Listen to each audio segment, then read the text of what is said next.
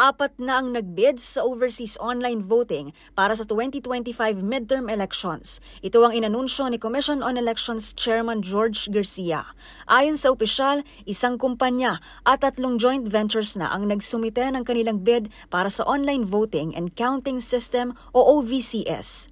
Kahapon po nagkaroon ng bidding at meron pong nakita na qualify doon po sa bidding natin. 4 po yung nag-participate at may pinakamababa po na offer.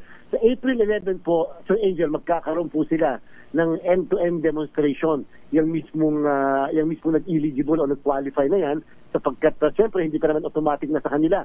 Maia-award, meron pang tinatawag na post-qualification. At dyan, makikita natin kung talagang effective yung kanilang sistema.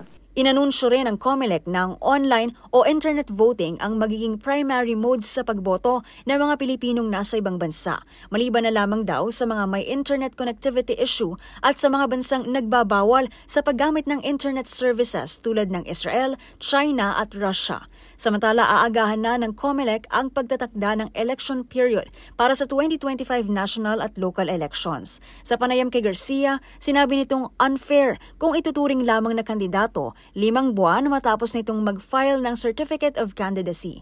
Dahil dito, aagahan na rin ang pagpapatupad ng election gun ban, pagpapakalat ng checkpoint at pagbabaklas ng posters. Ayon sa COMELEC, ituturing na silang kandidato sa oras na mag-file ng COC na arangkada naman sa unang linggo ng Oktubre. Dagdag pa ni Garcia, dapat siguruhin ng mga boboto na sila ay enrolled para sa internet voting. Magsisimulaan niya ang enrollment para sa online voting sa Enero ng 2025. Para sa MBC TV Network News, ito si Pamela Adriano. Sama-sama tayo, Pilipino.